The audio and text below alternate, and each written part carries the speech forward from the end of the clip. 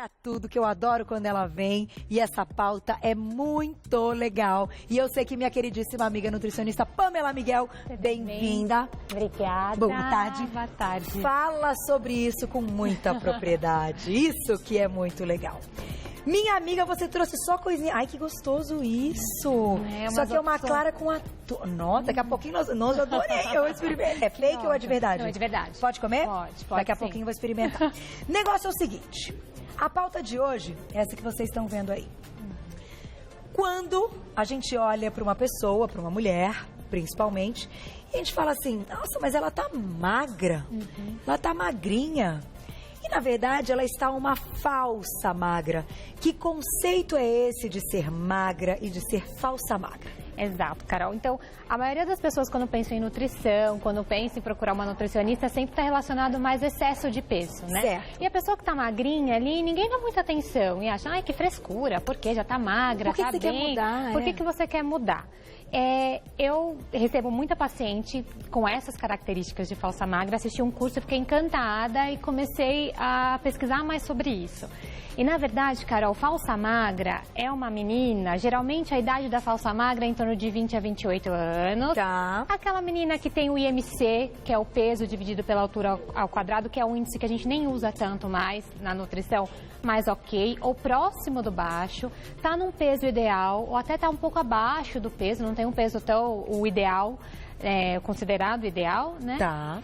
Mas ela de roupa parece magrinha, super magrinha, bonitinha, mas de biquíni se incomoda. Flacidez, celulite, gordurinha localizada, não se sente bem com o corpo. E aí é sempre marcando as regiões que o corpo da mulher guarda Tende a mais acumular gordura, mais na região do abdômen, a celulite que não sai, mesmo sendo magrinha. Então fala, nossa, mas você é magrinha e tem celulite? Ninguém acredita quando uma magrinha fala, eu tenho celulite.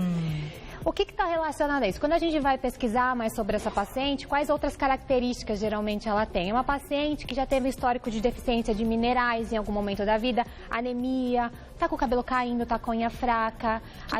Quando a gente não vê através de exame laboratorial, a gente pode ver através de sinais e sintomas. Então, aquela paciente com o cabelo caindo, quando a ferritina, que é o estoque de ferro, está baixo, o cabelo despenca, ele não cai. Então, cai muito. Tá. Unha fraca, sempre cansada, não tem energia para atividade física, não tem energia para as atividades do dia a dia, malha, faz dieta, não atinge resultado, mesmo fazendo tudo direitinho. Alguém se identifica? Muitas pessoas se identificam, né? Menina, Você começa a ler e começa a se identificar.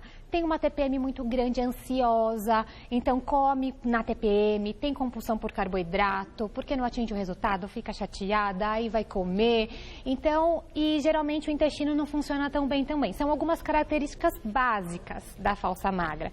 E o que é o principal na falsa magra? Ela não tem massa muscular. Por isso acontece tudo isso. Não é que a falsa magra, ela é gordinha, né? Ela parece magra, mas quando tira tá gordinha. Não, ela é magra, só que ela não tem massa muscular. Então ela tem um peso baixo, que massa muscular pesa na balança. Então muita gente tem medo da balança, a gente tem que prestar atenção na composição corporal. É verdade. Então quando a gente faz uma bioimpedância ou uma avaliação antropométrica da falsa magra, ela tem um percentual de gordura alto. Em torno de 25 a 30% de gordura. Isso é considerado alto? Alto, por exemplo, numa idade dessa, 20, 28 anos, o máximo de gordura é 25% que a gente considera o ideal. Tá. Ela já tem de 25 para cima. Então, apesar de magra, apesar de estar no peso ideal, ela não tem massa muscular de forma adequada. Então, o metabolismo é mais lento, ela não tem definição, mesmo sendo magra, por isso que vem a flacidez. A flacidez, ela não tem que perder gordura, ela tem que preencher com músculo.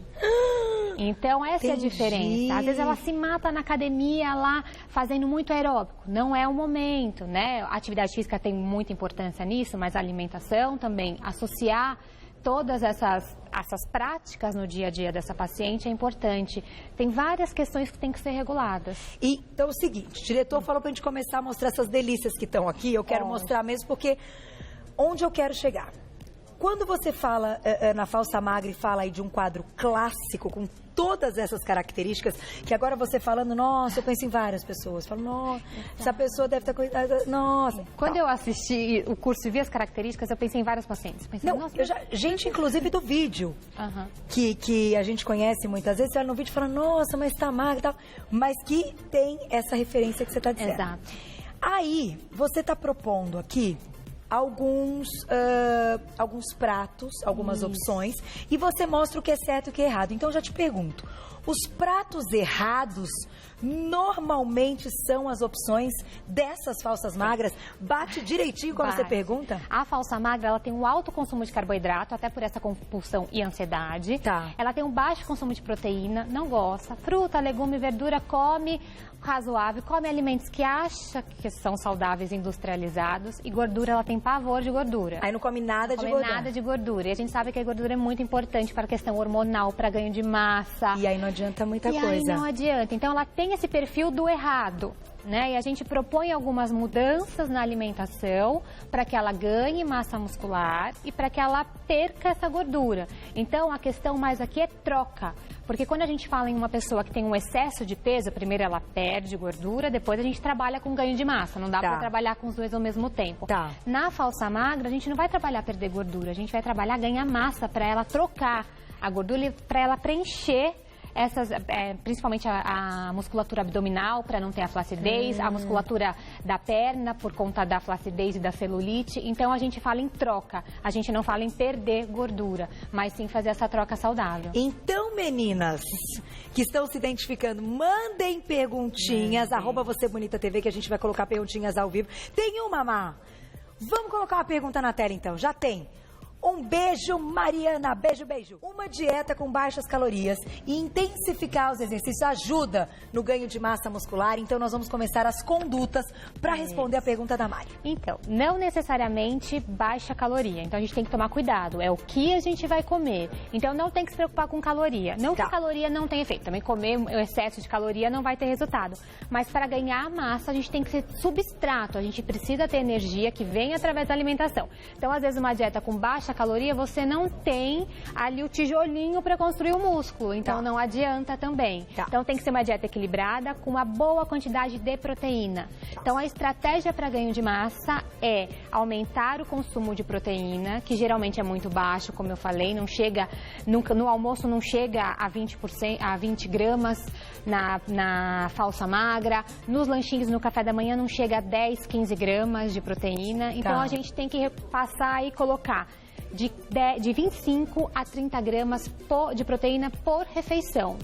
E como que a gente vai fazer isso? Então, a gente vai mudar algumas coisas clássicas, que, por exemplo, pão no café da manhã, que a falsa magra adora comer muito pão, bolacha, tapioca. Não importa se é sem glúten, se é integral, é saudável. Mas para a falsa magra, a gente tem que... O pão com o queijo, o pão com peito de peru não é suficiente para ter a quantidade de proteína. Chegar nesses 25 a 30 gramas. Então, vamos para os pratos aqui? Eu vou ficar aqui pertinho. Então, por exemplo, no café da manhã, que geralmente é o pãozinho, pode ser integral, sem glúten, ele é carboidrato. A proteína só do queijo e do peito de peru não é suficiente. Para a gente atingir ali 25 a 35, vamos mudar para o ovo. Paciente não gosta de ovo. Eu até tremo no consultório quando fala que não gosta de ovo. Não gosta de ovo. Tem panquequinha, tem bolinho, tem várias formas de consumir o ovo numa preparação. É verdade. Então você não precisa comer ovo mexido, omelete todo dia no café da manhã. Então a gente coloca receitinha, doce, salgada, para a pessoa se adaptar e consumir mais proteína e a gente sair um pouquinho do excesso do carboidrato nessa refeição. Importante. Aí ela não vai poder comer nunca o pãozinho? Vai poder sim. Por exemplo, ela gosta muito do pão. Vamos tirar o recheio do pão, o peito de peru aqui e o queijo e colocar o ovo como recheio do pão, tá? Nessa transição. Até ela ir para um omelete, uma crepioca, que a crepioca tem a tapioca e o ovo. Então também pode ser uma opção. Então a gente vai adequar, mas a gente vai aumentar a quantidade de proteína no café da manhã. Essa é uma das estratégias. Quantos ovos, Pamela Miguel, a gente pode comer? Geralmente, eu indico no máximo 2 gemas por dia e clara até 3, 4 claras. Claras eu deixo um pouquinho mais à vontade, dependendo do perfil e da quantidade que essa pessoa precisa. Eu achei que a clara fosse até mais liberada, não? É mais liberada. Não, assim, Tipo, se você quiser comer 5 claras, tudo bem. Geralmente a gente faz um cálculo de 1,6 gramas de proteína por quilo de peso. Tá. Então aí a gente consegue ver a quantidade que essa pessoa precisa para também não dar um excesso de proteína na alimentação. Então a gente faz um cálculo através do peso e a quantidade de proteína indicada. Então, primeira conduta. Olha pro café da manhã. Alguém se identifica com esse café da manhã? Foi meu café da manhã durante anos. Aí ontem, por curiosidade, só entre parênteses, um segundinho eu vou dizer isso. Eu fui ler a tabela nutricional do peito de peru. Sabe assim, do que é composto, né? Composição. Gente, eu não acreditei. Eu li umas coisas ali, Blanquet, eu ainda tinha comprado o Blanquet. Eu li, eu terminei de ler, eu peguei que eu ia comer, eu voltei pro pacote, eu voltei pra geladeira e eu vou tentar não consumir. É muito gostoso, eu adoro esse negócio. Leia a composição do peito de peru, é um susto na corrida. Eu já vou. Café da manhã, então a gente deu uma mudadinha. Vamos pro almoço? Vamos pro almoço. O que acontece no almoço da falsa magra? O almoço da falsa magra, geralmente, ela adora um carboidrato. Então, aqui eu coloquei o arroz, uma mandioca, mas pode ser batata, um pastelzinho, uma quichezinha. Sempre carboidrato. Um pouquinho de salada só para falar que comeu. Sem azeite, sem nada, porque o azeite vai engordar. E um pedacinho de proteína, porque ela não gosta muito. Pouquinho de proteína. Um pedacinho de frango ali. Tá? Qual a mudança? A gente vai reduzir, não é tirar o carboidrato. Então, é reduzir um pouquinho o carboidrato do excesso que ela come, aumentar a proteína e aumentar aí salada, fruta, legumes, verduras, o legume cozido que pode entrar como carboidrato também. Então, não precisa ser... Não é que ela está comendo salada e proteína. Tem carboidrato no legume. Então, quais legumes podem ser bacanas? Pode entrar abóbora, pode entrar abobrinha, pode entrar chuchu, cenoura, berinjela.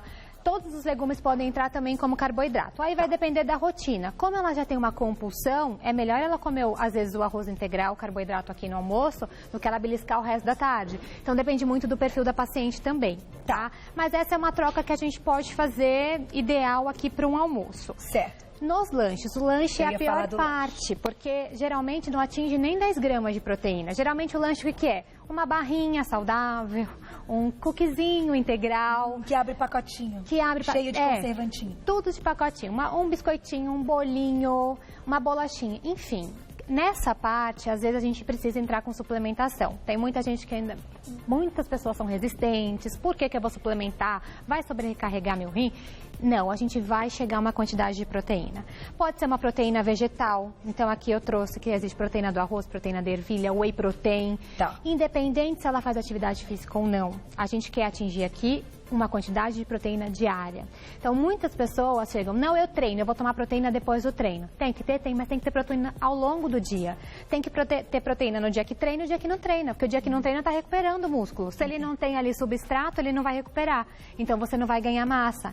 Então, a suplementação é importantíssima, mas não necessariamente. Por exemplo, se minha paciente malha e a refeição dela à noite e depois ela vai jantar, ela não vai suplementar. Ela vai conseguir a proteína da alimentação da noite e o suplemento vai para a tarde, que é onde ela está comendo biscoitinho e não está comendo proteína. Entendi. Entendeu? Então, ela pode bater uma proteína com uma fruta, que a gente já tem aqui vitaminas e minerais que são importantes, que ela tem várias deficiências também. A gente pode trocar por clara com atum, que também vai ter aqui gente, olha a proteína. Que bonito isso. Eu vou comer isso com certeza daqui a pouquinho. Olha só, você tirou a gema e colocou um atum. Isso. Que legal. E assim, se ela está em casa, se ela pode, ela faz uma panquequinha, ela faz um bolinho, ela faz alguma receita que tenha proteína também. Se é mais corrida, a gente vai com a suplementação. Onde entra a atividade física nesse caso? A atividade física, ela pode fazer em qualquer momento do dia dela. Aí a gente vai ter o pré e o pós-treino, dependendo do horário. Fiz à tarde, longe das principais refeições. Vamos fazer um lanchinho pré-treino, que tem proteína, tem carboidrato, para ela ter energia para treinar. E o pós-treino a gente vai pôr uma proteína também, que pode ser de alimentação ou pode ser da suplementação. O pós-treino é próximo do almoço ou próximo do jantar, não precisa suplementar, pode ser só a sua alimentação, dependendo da rotina da paciente. E qual é a atividade física da falsa magra? Ela gosta de um aeróbico, gosta de correr na esteira, gosta de fazer bicicleta, aulas. E lá aquela aula toda animada. E a gente precisa aí de uma questão muito importante, é uma atividade física orientada. Então, ela precisa de alguém orientando para que a alimentação também seja um substrato para ela ter uma atividade, ganhar o músculo. Então, a gente tem que associar. Musculaçãozinha ou treininho funcional? Exato. Tem que fazer o treininho, por mais que ela não goste. A musculaçãozinha. Mas quando ela vê o resultado, aí ela vai gostar. Então, é questão Nesse caso, ela vai mudar o corpo, ela vai mudar o desenho do corpo. Não é que ela vai engordar ou ela vai emagrecer, ela vai continuar magra. Vai pôr o biquíni, não vai sobrar alguma coisinha ali. Porque às vezes fala, nossa, que frescura, ela tá com algum problema psicológico. Não é flacidez. Flacidez mesmo. É pele sem músculo. Né? Menina, pele sem músculo, você falou uma frase. E nós vamos fechar essa pauta com a pergunta que meu diretor selecionou. Olha lá. Um beijo pra Júlia. Tem uma amiga que é magra, mas tem 26% de gordura corporal, mesmo fazendo musculação e mantendo uma alimentação saudável. O que ela deve fazer para diminuir essa gordura? Tudo isso que você falou e mais uma coisa que falta. Mais um pouco. Chegamos, então, tudo isso, essa mudança toda que a gente já falou. É a característica que a gente falou no começo, né? Isso. Malha. Uma coisa que você falou importante, malha. A falsa magra geralmente não tem energia. Às vezes o treino não rende porque ela é cansada, porque tem deficiência de vitaminas. Então, às vezes a gente precisa suplementar. Então, às vezes ela tem um histórico de anemia, que já teve anemia ou tem na família, e tem o cabelo caindo, unha fraca. Às vezes a gente precisa de suplementação não através da alimentação, mas geralmente zinco a gente precisa suplementar, o ferro, o cobre, a B12 também. Olha. E ácido fólico. Não pensar só no ferro. Então, e suplementações... aqui, meninos, as suplementações estão aqui, ó. São manipulada, tá, gente? Porque o que acontece? Às vezes a pessoa fala, eu vou comprar um suplemento. A forma de absorção desses suplementos que às vezes estão no mercado, não são tão boas. Então, você não consegue absorver e aproveitar. Uma questão muito importante... Ômega 3, você é a favor? O ômega 3 e o óleo de prímula e borragem a gente vai usar para tratar a TPM, que é muito forte nela também, tá? Cúrcuma, açafrão, que é anti-inflamatório, ômega 3 e óleo de prímula ou borragem, que tem o GLA, que é um óleo gama-linolênico, que vai controlar os sintomas da TPM. Ai, que legal. Porque na TPM, as mulheres têm um aumento de substâncias inflamatórias no organismo que levam à queima da massa muscular. Então, a pessoa que tem muita TPM também tem dificuldade de ganhar massa, porque ali as substâncias inflamatórias dessa etapa, que causa dor na mama, inchaço, retenção, faz com que ela perca massa muscular. Puxa vida! Então, a gente usa a suplementação e o probiótico, que é para o intestino, para que ela absorva os nutrientes, para que ela coma fruta, legume e verdura e absorva os nutrientes desses alimentos também. Tá. Não é aquele potinho de leite fermentado, tá? O probiótico é manipulado e tem que ser feito com orientação. Não é aquele. Eu acho isso importante você dizer. Gente, fechamos aqui esse histórico todo que você comentou, que é uma mudança, são coisas mínimas, coisas simples, mas que fazem a diferença. Uma coisa muito importante, assim, que eu nem posso, não quero falar, porque são outros profissionais que também falam, mas é a questão de anticoncepcional, que tá um boom, né, do anticoncepcional. E o anticoncepcional tem muita menina que usa por muito tempo. Usou lá com 15 anos para um ovário policístico, para regular alguma alteração hormonal, e essa utilização a longo prazo faz com que a gente tenha elevação de um hormônio chamado SHBG. O que as meninas estão esperando? O lance lá do anticoncepcional, da pílula. Isso. Vamos lá. Quem usa por muito tempo, então, como eu estou falando, a pílula leva a aumento de um hormônio chamado SHBG no organismo. Aumenta ele e o cortisol. Associado ao estresse do dia a dia, a rotina que todo mundo tem, eles fazem com que a testosterona livre diminua. Então, você fica com menos testosterona. A mulher precisa da testosterona, ela ajuda também no ganho de massa. Então, algumas pacientes têm dificuldade em ganho de massa pela utilização do anticoncepcional por muito tempo. Não estou falando para tirar o anticoncepcional, mas converse com o seu médico, talvez também tenha a questão do anticoncepcional aí contribuindo para uma celulite, para uma flacidez e para a dificuldade do ganho de massa muscular. Que aí, às vezes, a gente muda todo o cardápio, faz uma atividade física orientada, muda toda a estrutura da vida e, às vezes, tem um fator aí que é extra, né? Como o sono, o anticoncepcional, a TPM a gente já consegue regular, mas tem algumas coisinhas que podem interferir e dificultar esse ganho de massa, que é a vontade da maioria das mulheres. Para aquelas que precisam de qualquer maneira tomar um anticoncepcional, que essa é, na verdade, a melhor maneira que médico e paciente definiram, então, da pílula. Tem algo que pode ser feito, que pode dar uma driblada nessa baixa de testosterona? Existem suplementações. A gente pode fazer uma suplementação para ajudar no aumento da testosterona. Aí é suplementar a paciente. E é suplementar de maneira natural. Isso, com fitoterápicos. A gente não entra com suplementação de medicamentos, né? Médico, nutricionista nem pode, né? Prescrever medicamento. Então, a gente entra com suplementação de fitoterápico para aumentar a testosterona. Mas é importante também ficar atenta a essa questão. Que vale a pena também. Olha, eu só posso dizer, quer fechar com a perguntinha do público, Má? Ele separou uma bem legal, olha lá. Ótimo. Perguntinha do público na tela. Então, a Júlia comentou... Não, essa daí a gente respondeu. Isso aqui. Essa a gente respondeu. Eu vou pegar outra aqui que eu li um monte. Todas estão ótimas. As meninas contando casos assim, eu achei muito legal. Que bom. Elas se identificaram. Vou mandar um beijo pra Mari, sem expor a Mari, mas como ela já escreveu aqui. Carol, eu sou esse tipo de mulher que a doutora relacionou. Tomo anticoncepcional desde os 15 anos de idade, por conta de um nódulo benigno no seio, ao qual já retirei. Mas continuo com a pílula e sinto que talvez a mesma dificulte o meu processo para ganhar massa muscular. Então, ela pergunta, isso é verdade? Sim.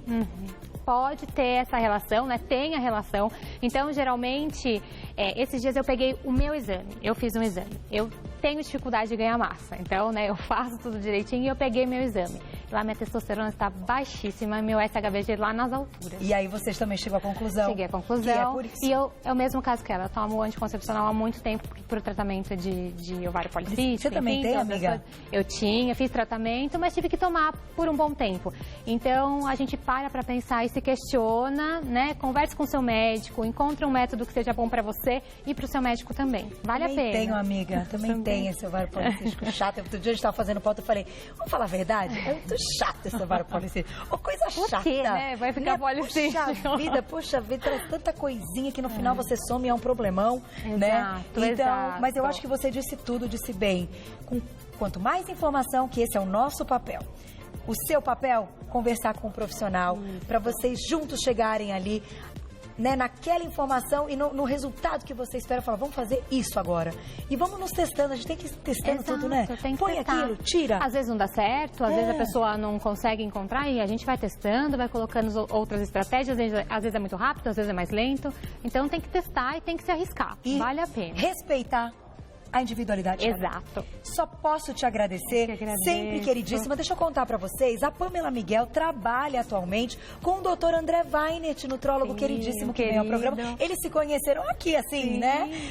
Acho que em algum momento de pauta vocês se falaram. Eu achei super legal essa proximidade aí de profissionais. Estão trabalhando juntos, então quer saber mais? Vai lá no Insta, @Pamela Miguel Nutricionista, @Pamela Miguel Nutricionista, tudo junto.